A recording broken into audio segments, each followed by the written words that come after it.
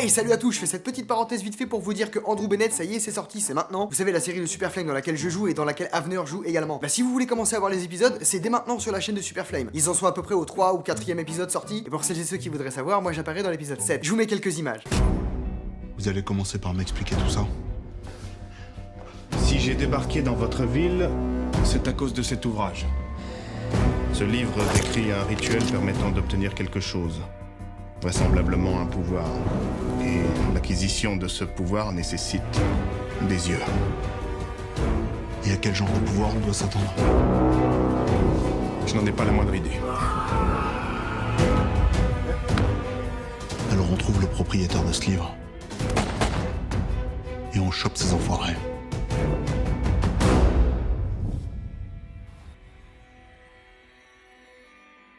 Voilà, maintenant vous savez ce qu'il vous reste à faire. Bon visionnage. Salut à tous. Et aujourd'hui j'avais envie de vous parler de quelqu'un. De quelqu'un de spécial. Quelqu'un qui n'hésite pas à ouvrir sa gueule pour vous dire les choses en face. Dans notre entourage on a tous quelqu'un comme ça, mais je peux vous assurer que personne n'arrive à la cheville de Xavier Louis de Izarra. Ils sont coincés dans le chemin, là, depuis une quinzaine de jours. Donc moi, résultat, je n'ai pas pu faire de vidéo. C'est deux jeunes cons. Et tout ça, c'est à cause d'un panneau stop qui s'est planté au milieu du chemin parce qu'il est tombé d'un camion municipal ou je sais pas quoi. Alors, il est tombé au milieu du chemin, il s'est planté. Alors eux, ils arrivent en voiture, ils voient un stop, qu'est-ce qu'ils font? Ils s'arrêtent, ils disent c'est un stop, on va pas griller un stop. Et ils sont là depuis une quinzaine de jours. Ce cher Xavier Louis de Izarra ne vous fait-il pas penser à quelqu'un? Est-ce que ce nom ne vous rappelle pas quelque chose? Les chantres de la décadence s'affichent et sont applaudis. Stars du porno revendiquant la respectabilité, promoteurs acharnés de la ruine de la famille et princes de l'homosexualité décomplexée sont placés sous les projecteurs, montrés en exemple dûment médaillés, couronnés de tous les succès. On se rappelle tous de ce personnage haut en couleur. Mais à l'inverse de Raphaël, je peux vous assurer et vous confirmer que Xavier est à un niveau qui dépasse tout. Alors j'aimerais faire une petite parenthèse vite fait, mais je n'ai jamais réellement réussi à savoir si Raphaël était véritablement un troll ou pas. Bon, il y a quelques pistes qui peuvent te faire penser qu'effectivement c'est le cas, mais bon, ces vidéos sont parfois un petit peu trop sérieuses pour que ce soit pris en compte. Ou pour vraiment voir spontanément le troll. Xavier Louis de Izarra, lui, de son côté, a un côté un peu plus... attendrissant. C'est bien évidemment pas le mot que je voulais utiliser, mais vu que j'arrive pas à le trouver, on va dire ça. La première vidéo de ce cher Xavier, intitulée « Faut-il gazer les antisémites ?», montre directement le ton donné. On sait que Dieudonné est responsable de la montée de l'antisémitisme en France, en Europe et dans le monde entier. Bon, c'est vrai que Dieudonné n'était pas né en 1940, mais il est quand même responsable de l'arrivée d'Hitler au pouvoir et surtout du massacre des Juifs durant la Seconde Guerre mondiale. Et identifier aussi tous ceux qui nous font chier, parce qu'on sait que tous ceux qui nous font chier sont par nature des antisémites. Et c'est au bout de quelques phrases à peine que tu comprends directement, même s'il reste sérieux, que c'est complètement du bullshit. Il a cette façon si particulière de te balancer des grosses conneries tout en étant ultra sérieux. Et je trouve ça fantastique. Oui, ben, mon voisin, c'est un antisémite. Voilà. Un salaud. Voilà. Parce qu'il passe son temps à me faire chier. La semaine dernière encore, il m'a embouti mon vélo. Il écrase mon vélo alors que bon... donc là c'était plus fort que moi, je l'ai traité d'antisémite. Et là il me dit, mais t'es pas juif. Bah, je dis, non, je suis pas juif. Mais je pourrais l'être. Si j'étais juif, tu serais antisémite. Parce que tu écrases le vélo d'un juif.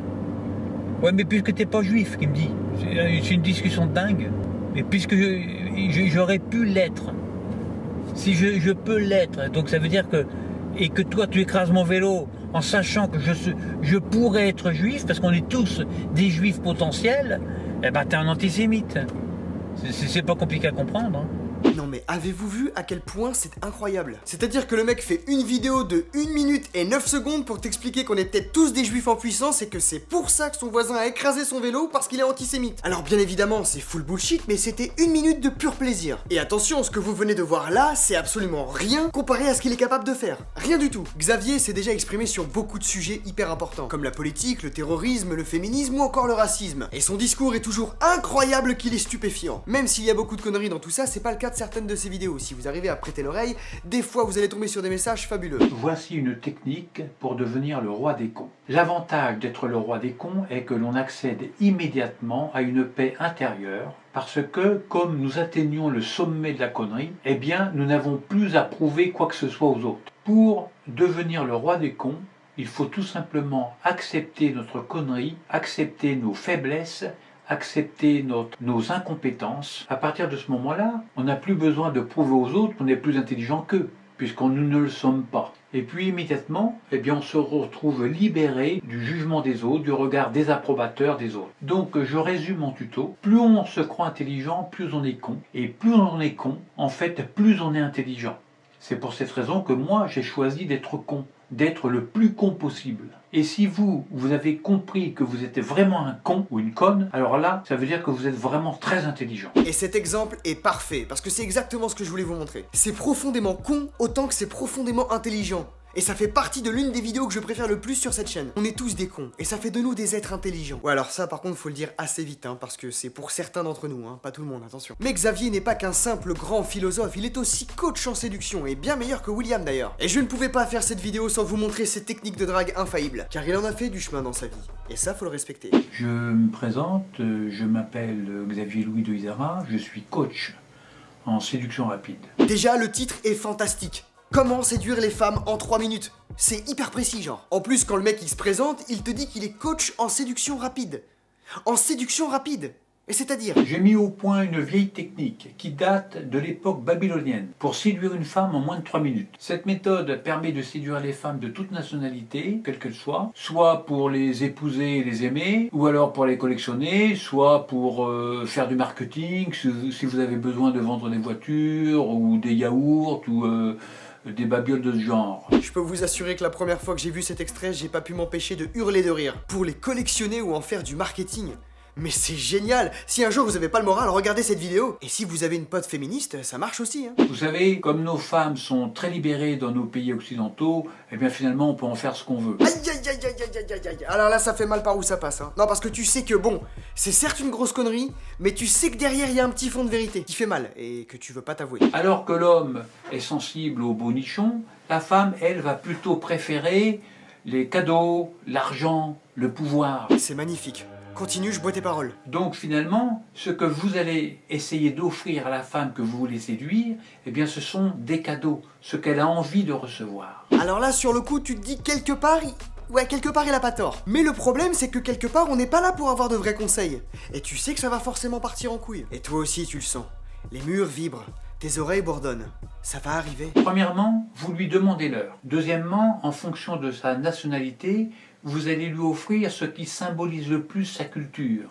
Par exemple, si vous tombez sur une Française, eh bien, pendant qu'elle vous donne l'heure, eh bien, vous allez lui déposer dans la main ce qu'elle aime, c'est-à-dire du pain, du vin ou une boulette de fromage. Et enfin, troisièmement, vous lui caressez la tête, doucement, légèrement. Imagine la scène! Visualise! Imagine la scène pour de vrai! La meuf, elle te connaît pas, elle t'a jamais vu de sa vie, et quand tu lui demandes l'heure, tu lui déposes du fromage dans la main et tu lui caresses la tête. Mais c'est du génie! Alors, attention, danger quand même. Parce que si vous tombez sur une féministe, là, le choc peut quand même être très très violent. Donc moi, dans ces cas-là, si vous tombez sur une féministe, eh bien, je vous conseille de lui caresser, au moment de lui caresser la tête, vous lui caressez la tête comme ça, mais en insistant comme ça sur l'occiput. C'est incroyable parce que tu sens le côté troll du truc, mais sans être méchant, ça reste quand même ultra condescendant. Ça les rassure et puis vous les séduirez beaucoup plus facilement. Je sais pas comment réagir face à ce genre de choses, genre, j'ai 1 milliard de choses dans ma tête, j'ai des voix qui hurlent, j'arrive pas à retranscrire mes émotions correctement. Il faut savoir qu'une féministe séduite est une excellente femme qui fait de très très bonnes soupes. Donc je vous conseille d'insister sur celle-là. D'autre part, elles sont capables de repriser vos vieilles chaussettes, mais alors à merveille, et puis aussi de récurer vos casseroles les plus dégueulasses. Non mais là, le mec il vient de m'achever. Ah non mais c'est bon là, il vient de m'achever complètement là. Meilleur foutage de gueule de l'histoire des foutages de gueule. Mais en toute bienveillance. C'est dingue parce que la première fois que tu vois cette personne, tu te poses un tas de questions dans ta tête. Et tu te dis, mais non, attends, mais C'est pas possible. C'est forcément de la connerie. À un niveau pareil, c'est forcément de la connerie. Mais c'est tellement bien amené, avec du sérieux et peut-être même presque de la pédagogie, à un niveau de maîtrise sublime. La vidéo de Xavier Louis de Isara qui a le plus tourné sur internet, c'est d'ailleurs comme ça que moi-même je l'ai connu, et ben c'est sa vidéo sur comment neutraliser un terroriste. Et je peux vous assurer que c'est la meilleure vidéo que j'ai jamais vue de ma vie.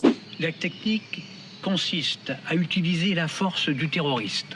Il est face à vous, Kalachnikov au poing, ou un couteau, ou une arme, peu importe. Première règle essentielle, extrêmement importante, ne pas paniquer. Restez calme, restez zen, vous respirez profondément. Le terroriste, surtout, ne doit pas se rendre compte que vous avez peur. Parce que si vous avez peur, il ne lui restera plus qu'à vous égorger. Donc, vous respirez profondément. C'est fou parce que c'est presque plausible. Et je dis bien, c'est presque plausible. Non, parce que quoi qu'il arrive, ça n'arrivera jamais, hein. Soyons sérieux 2 minutes. Le terroriste est face à vous, Kalachnikov au poing. Au moment où il lève son arme vers vous, vous déviez le canon, vous lui mettez les 2 doigts dans le nez, par réflexe, il baissera la tête, vous lui donnez un coup derrière, vous terminez par l'uppercut, il se retrouve par terre, et là, vous avez sur vous un rouleau de scotch, vous l'attachez, vous appelez la police et vous le livrez directement.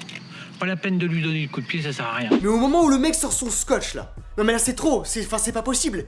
Qui se promène avec un rouleau de scotch dans ses poches et qui va attacher quelqu'un avec ça? Mais je sais que c'est du foutage de gueule, mais laissez-moi me poser ces questions là, ok? Bien entendu, si vous avez plusieurs terroristes en face de vous, eh bien vous répétez l'opération autant de fois qu'il y a de terroristes face à vous. Oui, parce que c'est bien connu, hein, les terroristes sont conçus comme les méchants dans Assassin's Creed. C'est-à-dire qu'ils vont faire la queue, et chacun leur tour, ils vont aller se faire défoncer la gueule en patientant. Je vais le redire encore une fois, mais ce qui est dingue, c'est que toutes ces vidéos sont comme ça. Filmées avec un sérieux incroyable. Ça se veut tuto, conseil, etc. Alors que tout, ou presque, est complètement du bullshit. Mais terminons ce passage sur l'un de ces conseils les plus importants, si vous le voulez bien. Je souhaite vous donner un dernier conseil.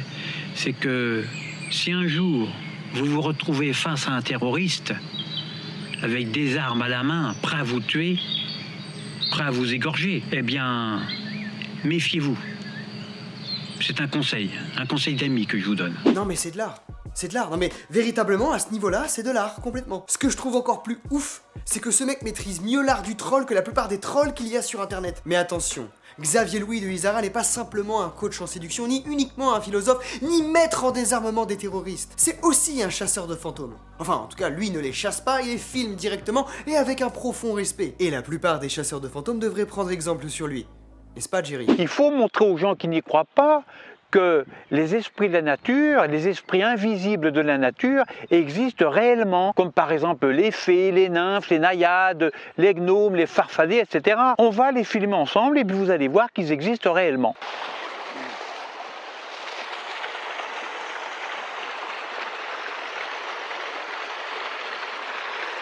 Ah mon Dieu! Ici une ondine. Regardez une ondine là.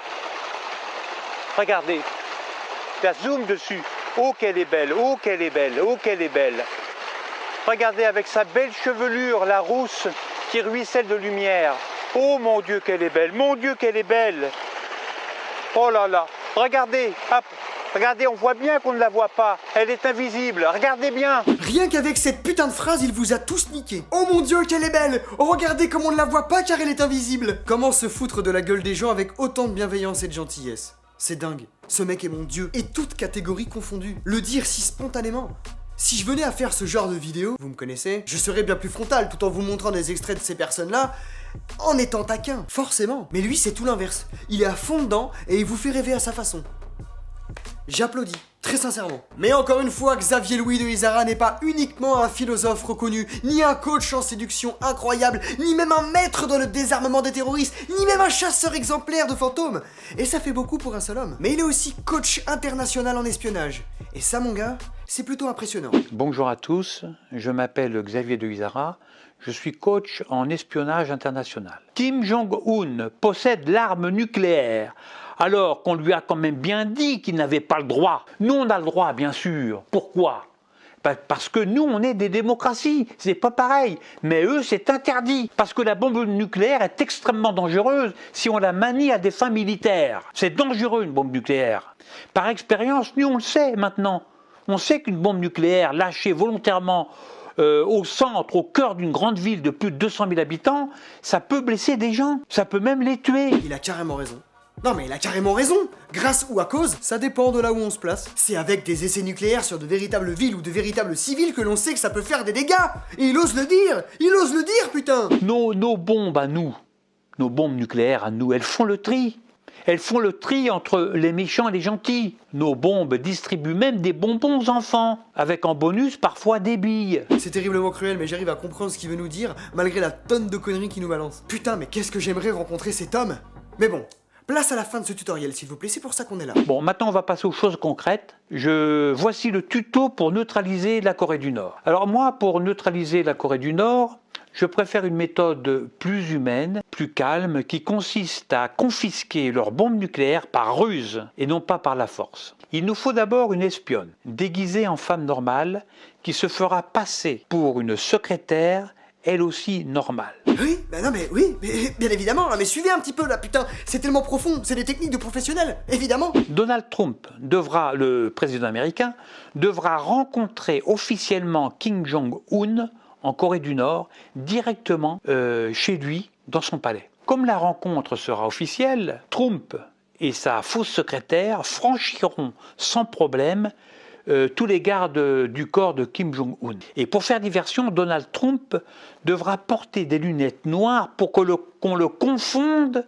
avec un vrai espion et ainsi détourner l'attention des gardes sur lui qui penseront que c'est lui l'espion. Comme ça, les gardes du corps de Kim Jong-un le surveilleront de près au lieu de surveiller la vraie espionne qui, elle, je le rappelle, sera déguisée en femme normale. Pendant ce temps-là, l'espionne, elle, sans lunettes noires, donc, pour ne pas éveiller l'attention, subtilisera discrètement les armes nucléaires, sans faire de bruit évidemment, et elle les jettera dans un endroit impossible à trouver, même par des chiens renifleurs coréens. Parce que bien évidemment, des missiles nucléaires, c'est pas si compliqué que ça à transporter, hein. Et puis, les jeter à l'arrache comme ça, c'est pas non plus dangereux. Hé, on vous ment les mecs. Oh, bien sûr, ils devront voler en rase-motte pour éviter les radars qu'il faudra brouiller de leur côté, eux, avec un système d'ondes ultramagnétiques.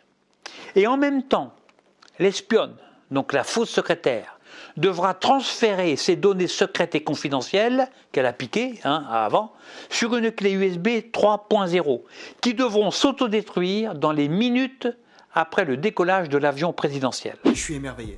Je suis profondément émerveillé. C'est-à-dire que je pourrais continuer comme ça encore longtemps, à vous montrer encore et inlassablement des extraits de cette chaîne, parce que je trouve qu'elle est vraiment d'utilité publique. Parce qu'on a besoin de rire plus que jamais. Et c'est ce qu'il fait. Parce qu'encore une fois, c'est du génie, ça pourrait limite être un sketch avec des acteurs et tout. Pour finir avec ce merveilleux personnage, je vous laisserai sur un extrait de l'une de ses dernières vidéos qui soutient les gilets jaunes. Parce que oui, Xavier Louis de Izara vous soutient les gilets jaunes. Et vous vous en doutez, ça vaut le détour. Moi, en tant qu'expert en sociologie, eh bien, je tiens à prévenir que les gilets jaunes ne sont pas dangereux, absolument pas dangereux. On ne le répétera jamais assez. On peut les approcher sans crainte, sans aucune crainte. Et on peut même leur donner à manger en attendant que nos équipes logistiques arrivent sur place. On les regroupe puis on les envoie par convois spéciaux directement sur Paris. C'est sur le Champ de Mars qu'ils seront le plus en sécurité. Et enfin, il y a aussi des bombes lacrymogènes pour gazer les mauvais gilets jaunes. Ça, faut le savoir. Parce qu'il y a en effet des bons et des mauvais gilets jaunes. Pour les différencier, on ne peut pas. Un être humain ne peut pas. Mais le gaz, lui, il les reconnaît, puisqu'il n'intoxique que les mauvais gilets jaunes. C'est ce qu'on appelle un smart gas. Un smart gas. C'est un gaz intelligent certifié aux normes de Bruxelles. Merci beaucoup, Xavier. Merci beaucoup. Je vous invite très cordialement à aller faire un tour sur cette chaîne et à me dire dans les commentaires ou sur Twitter, on s'en fout, ce que vous en avez pensé. Cette vidéo n'est pas un cher abonnement, ni un cher désabonnement, ni un cher non-abonnement, hein. J'avais juste envie de vous présenter ou de vous parler de quelqu'un qui me fait monstrueusement rire. Et pour qui j'ai beaucoup de respect, parce que pour moi c'est l'un des meilleurs dans sa catégorie de troll, en tout cas sur YouTube. En tout cas, j'espère que cette vidéo vous aura plu. Avant de partir, je tiens à vous préciser que ma page Utip est enfin ouverte, et ça fait plaisir. Donc si vous voulez soutenir cette chaîne, le lien est dans la description. Faites-vous plaisir. Je vous souhaite un très bon week-end et à la prochaine. Ciao.